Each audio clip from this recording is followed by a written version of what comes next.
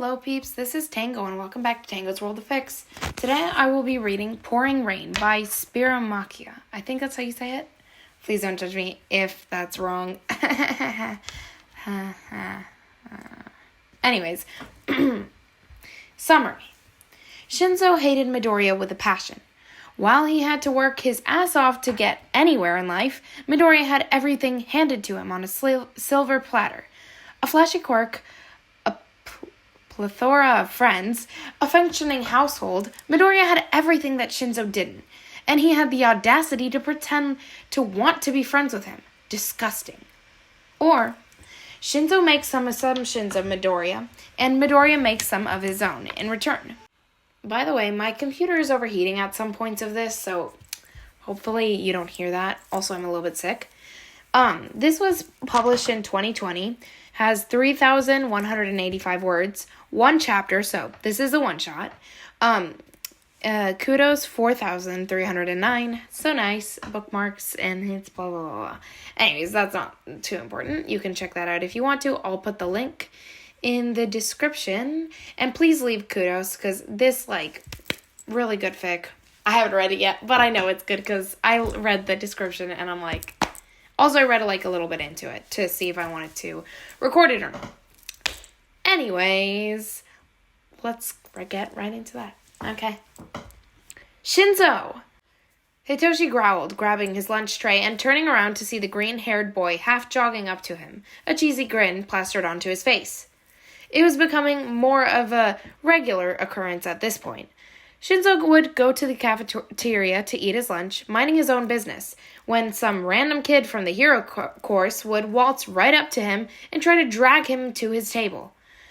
Sometimes it was the loud, yellow-haired boy with black lightning bolt streak thing through it.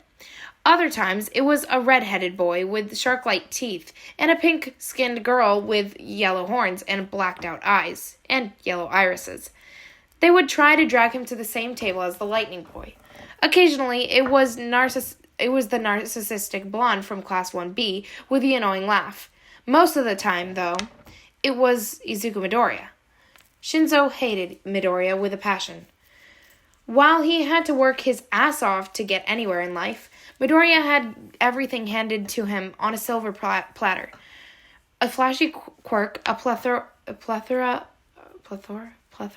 something like that, of friends, and a functioning household. He had everything that Shinsou didn't. During the sports festival, Shinsou's only chance of getting into 1A, the green-haired boy somehow managed to break himself out of Shinsou's brainwash, like he was a shitty shonen protagonist, and he proceeded to humiliate him on live television. When he got home that night, he was ashamed to admit that he let a few tears shed. He'd have to wait a whole year before he could try again, which was a year that the hero course students would spend getting experience and growing stronger, ruining his chances further. He was lucky that Class 1A's homeroom teacher, Eraserhead, had noticed his performance and seen some sort of potential in him, and agreeing to train him after school. He worked day and night for the chance to be a hero, to fulfill his dream, and Midoriya had the audacity to pretend to want to be friends? Disgusting. Shinsou knew the drill, and so did Midoriya, so he didn't know why he kept coming back, but he did. Sometimes he entertained the idea of accepting the offer, but he knew what would happen if he did. He'd go to their table, play along nicely, then someone would ask about his quirk, with an innocent smile on their face. Once they did that, it was game over. Hitoshi was just saving himself the heartbreak. Before Shinsou could walk away, Midoriya was already by his side, smiling pleasantly. "Hey Shinsou, we have a spare seat at our table if you want to join us." Shinsou glanced over at the boy's shoulder to see where a few of the other 1A students were waving over. The boy with engines in his legs, he vaguely remembered hearing that he was related to the hero Ingenium. A girl with bobbed brown hair and pink cheeks, a girl with a frog mutation, and the son of Endeavor. Same as usual. No. He tightened his grip on the tray, subconsciously expecting it to be slapped out of his hands. And I don't get why you keep asking me. I don't want to sit with you or your hero cohort's friends, and I never will. He tried to ignore the way that Midoriya looked like a kicked puppy. He was a good actor. He'd give him that. I know, I wanted you to know that the option's always there. He smiled sadly, to which Shinsou scoffed. Really? Do you think I'm dumb enough to believe that? What? No, Midoriya. He practically spat the name out, to which the boy flinched slightly. I know what you're trying to do, and I'm not falling for it. You think you're so clever, don't you? But you're gonna have to try a little harder than that to fool me. So drop the act already. I'm not letting you in the way of me or any of my goals, golden child. Midoriya had the audacity to look upset at that. What? Golden child? What? He didn't finish his sentence before his eyes glazed over and his arms went stiff. Gotcha.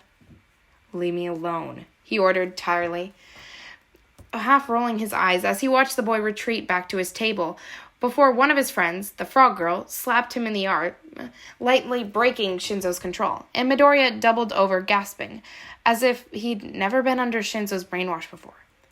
He felt kind of bad for using his quirk like that, as he watched his friends practically interrogate him. While Todoroki handed him a glass of water, they seemed nice, but Shinsou knew from growing up in foster care that looks could be deceiving. One of them, the girl with brown hair, met his eyes from across the hall and glared at him. It actually took Shinsou aback for a second. He didn't think he'd ever seen that look on that girl's face. The girl was always so bubbly and bright, and seeing her with a look of disgust on her face made his spine chill slightly. But he kept his face carefully blank, showing no emotion or remorse. She growled something under her breath and went to stand up when the boy with glasses pulled her down again, sending Hitoshi a glance of his own anger. Good. Their true colors are finally showing. He sat at his table off to the side, by himself. He didn't mind. He'd done this his whole life, and he wasn't expecting in this school to make friends. Friends would only get in his way. He was there to be the best hero he could be and prove to everyone else that they were wrong, especially those 1A heroes. But for some reason, the food tasted bland in his mouth. He felt a small twinge of guilt eating at his stomach, and he reluctantly let his eyes fall on Midoriya's table. The green-haired boy was sitting with an unreadable expression on his face, picking at his food while his friends fretted around him. Some of them were more obviously concerned than others. He watched the boy snap something or other, silencing the other teens at the table, before going back to stabbing his katsudon with his chopstick. Maybe Shinsou's message was slowly getting through to him after all. He ended up only eating half of his meal. He tried to eat as much as possible, he really did, but the nausea in his stomach never went away. A feeling of foreboding nagged at his brain. He hoped that Aizawa wouldn't notice during training, but he had the feeling that it was futile. Eraserhead had eyes like a hawk. He'd notice if anything was wrong. He glanced at the clock. 12:58. Shoving his hands in his pockets, he decided to wander the halls for a while. Maybe make a stop by the support department to see how they were doing with their versions of Eraserhead's capture weapon. Then he looked outside. It looked like it was going to start to rain soon, so any of the students that were out were slowly filing back in. He nodded to himself before shoving himself through the doors and out the building, where the last of the remaining stragglers were reluctantly following their friends inside. He usually spent his lunch times brooding somewhere quiet, but he didn't mind the rain, so he found a nice tree with decent shade, and he was about to sit down when he heard the distant sound of a door opening. He tried not to audibly groan when a familiar teen approached him. Shinsou. Midoriya's brows were furrowed slightly, a determined gleam in his eye. Shinsou rolled his eyes, preparing to shoo him away. What do you want? He asked tiredly. Don't you have anywhere better to be? Why do you hate me so much? The question caught Shinsou off guard slightly. Before he could answer, however, Midoriya continued. I get it. I can be annoying, and I forget to respect boundaries, and I talk too much. I know that you probably want nothing to do with me, but what? Why do you hate me so much? And the look in Midoriya's eyes was desperate now, flickering across Shinsou's face as if looking for an answer. I'm just trying to make you feel welcomed, but you shoved me away every time I've tried. I know I'm not very likable, but I want to help you, Shinsou. And I can't do that if you don't give me anything to work with. The purple-haired boy stuttered. You, what? He scoffed. You're really taking this act and running with it, huh? Not gonna give up now that I've called your bluff? Called my... Shinsou, what do you think I'm trying to do? He tilted his head slightly, a look of pity in his eyes. Shinsou hated it. Don't give me that look. I don't need your help. What do you think I'm trying to do? He repeated, his eyes narrowing. Isn't it obvious? You're inviting me to sit with people that you know so you can get more information on my quirk and make fun of me and then toss me aside the last second. I know the drill. Your plan might have worked too. I mean, if I was more naive, why would Class 1A's own Izuku Midoriya want to sit with a villainous freak like me? He seethed, the last part coming out more as self-loathing than he intended. Midoriya's eyes softened. Shinsou, that's not my plan at all. I know you have talent, and I know Aizawa-sensei's been training you, so you're probably going to end up in the hero course eventually. I just want you to feel welcome when you do. Shinsou's eye twitched. I know you probably haven't had it easy. Having a quirk like yours, lots of people probably bullied you, right? Told you that you were a villain? In Class 1A, they aren't like that. They're kind. Kinder than I ever hoped they'd be. He smiled sadly. I know they'll accept you with open arms. I just want you to know that I have your back and that I'll be there. Greet the world with open arms. Welcome. Sorry. Shinsou laughed bitterly. He felt a small raindrop hit his skin. Of course they were nice to you. You have a powerful, flashy quirk that'll basically pave the way for you to become a hero. He glared, harder than he'd glared in a long time. You don't have to work for anything. You don't have to try at all because you were born with everything you could ever need, right in front of you. Midoriya's jaw clenched. You don't have any idea what it was for me.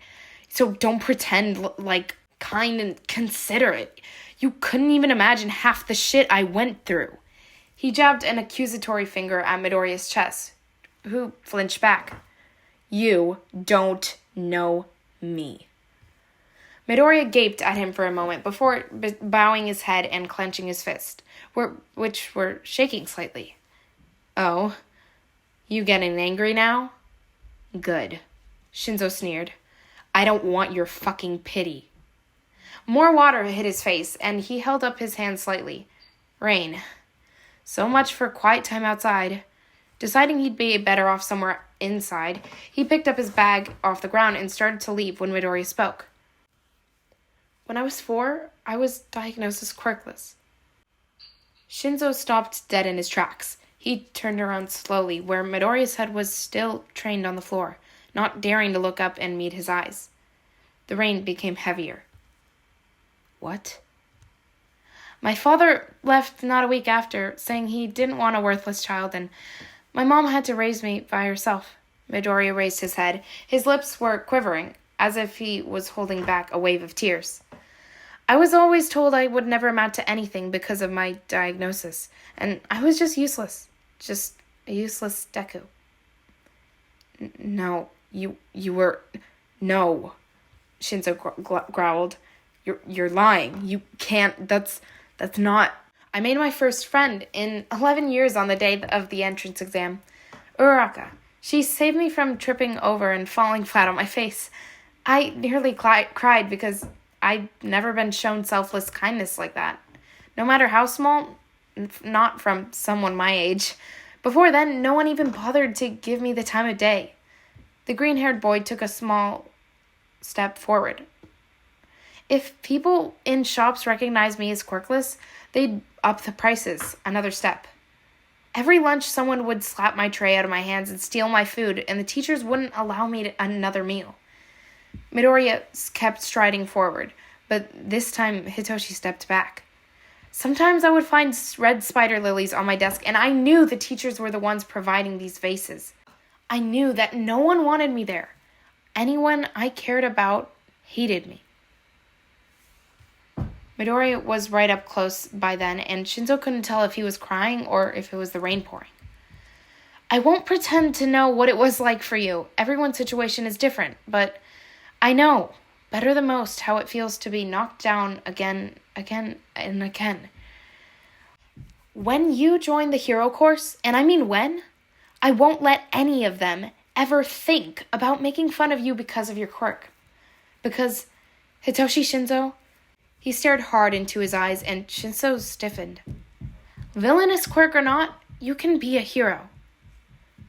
The rain was pouring down at that point and both boys were practically drenched, but neither made a move to return inside, no matter how the cold began to seep into their bones and settle there. But, Midoriya, you have a quirk. How could you have been diagnosed as quirkless? I have a double toe joint, which pretty much was a big indicator that I wouldn't develop a quirk. He smiled sadly. When? Shinsou's brow furrowed. When did it manifest?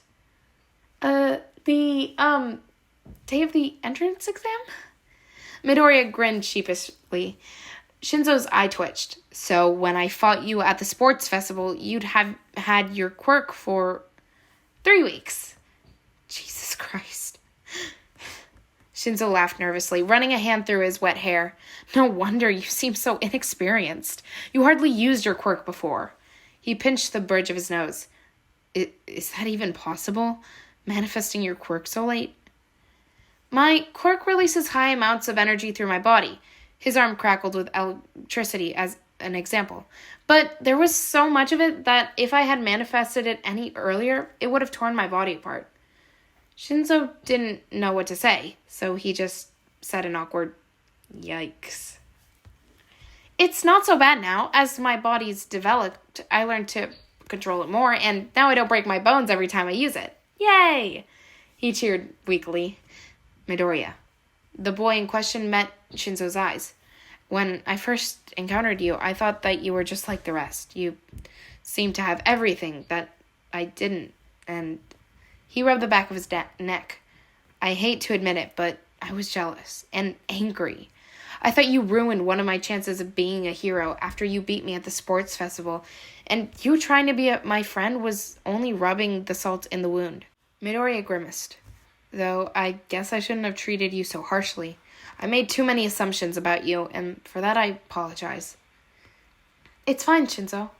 Midoriya placated. I wasn't expecting you to want to be my best friend. I just wanted you to know that I'm in your corner whenever you need me. Hitoshi stared at him for a moment before breathing deeply. So, you said earlier that some kids put, red spider lilies on your desk? Yeah?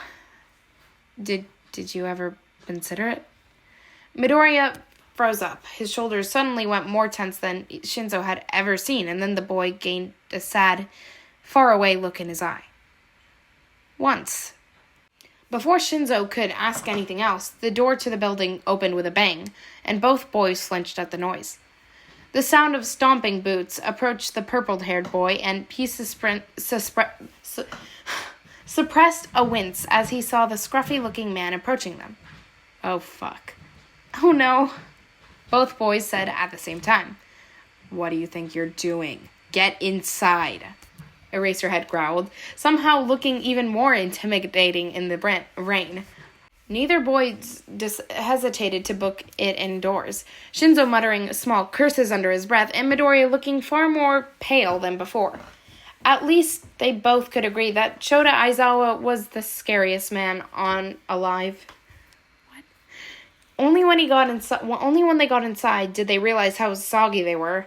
At least their blazers were soaked through, and their hair was sticking on their faces. Midoriya couldn't help but chuckle at how Shinsou looked like an angry wet cat. Probably not one of our smartest ideas, Midoriya sighed, wringing the water out of his tie. Shinsou snorted, picking at the purple hair that now hung low on his face. Yeah, maybe we should discuss our tragic backstories somewhere else next time. Midoriya's face split into a grin as he struggled to suppress his laughter, before cutting off abruptly. Wait, next time? Yeah, you mind if I take you up on that offer of yours? He smirked, and Shinsou didn't think it was physically possible for a smile to light up the room, yet here he was, wishing he brought shades that day. I love that! I'll go tell the others. They'll be so pumped to hear that. Not so fast, problem children. Both boys froze when they heard that scratchy voice of their mentor in the hallway. "You're both soaking. Get changed into something suitable before you go trekking water through the school." "Yes, Aizawa-sensei," Midoriya yelped before scurrying off to get his gym uniform. "Bye, Shinsou. See you tomorrow at lunch." Shinsou and Aizawa watched him go, almost tripping over his feet as he went. And honestly, if someone told a 10-year-old Hitoshi that one day he would be eating lunch with a bunch of Hero Course students, he would have laughed in their face. But here he was. Eraserhead broke the silence. "So, Midoriya, huh? I thought you weren't here to make friends." Aizawa deadpanned, but Shinsou recognized the underlying tone, which was he was teasing him? Maybe. He narrowed his eyes and matched the teacher's expression. "I'm not." "And that's what they all say," the man mumbled quietly into his capture weapon. "What was that?" "Nothing, problem child. Now off with you. Lunch is ending soon." Shinsou rolled his eyes but didn't comment, ruffling his hand through his wet hair as he went. The teacher nodded a goodbye before stalking off to intimidate whatever poor soul got in his way next. Hitoshi suppressed a loud snort as he caught sight of the man shaking water out of his hair like a cat. He later noticed that the stirring feeling in his stomach was gone. Okay, that is the end of that one-shot. Oh my gosh, I love that so much. I'm going to die. I wish there was a part 2. Let me go check if there is. I don't think there is. Yeah, there isn't. There's nothing like, yeah, okay. That's too bad. Oh my gosh, this fic is so cute. Ah! No, I love, though, that he was misunderstanding so many things. I don't know. I really like that, and I love the voice that they kind of gave him, like, the character voice. I'm not saying, like, he has an actual voice. I'm saying, like, and especially for Izuku. The way Izuku is portrayed in this fic, is just really great. I don't know why. I really like it, though. There's something about it. The way they both work together, like, their personalities go together in this, it's just really good, and it's satisfying to read. I didn't take notes because I kind of didn't feel like I needed to because it's a one-shot, and it's easier with one-shots. But I just wanted to say that this fic is awesome. Definitely gonna check out the creator to see if they have any other things that I might want to... Oh my god, my chair is so squeaky. Sorry for any mistakes, and I'm kind of sick. So, I don't sound the best. I'm not 100%. I feel fine, my voice isn't fine. Anyways, this is very great. This fic is just, oh my gosh. I wish it was longer, because it's just so great. Yeah, I think this is the one, yeah. The person that wrote this, they said, "I wrote this when I was like 15, but sure, LOL." That was their response to me asking if I could podfic their work. Isn't that just great? I don't know. I love that. That's so great. Yeah. So, what was I going to say? I think that's it. But thank you so much for listening. This is Tango signing off. Bye.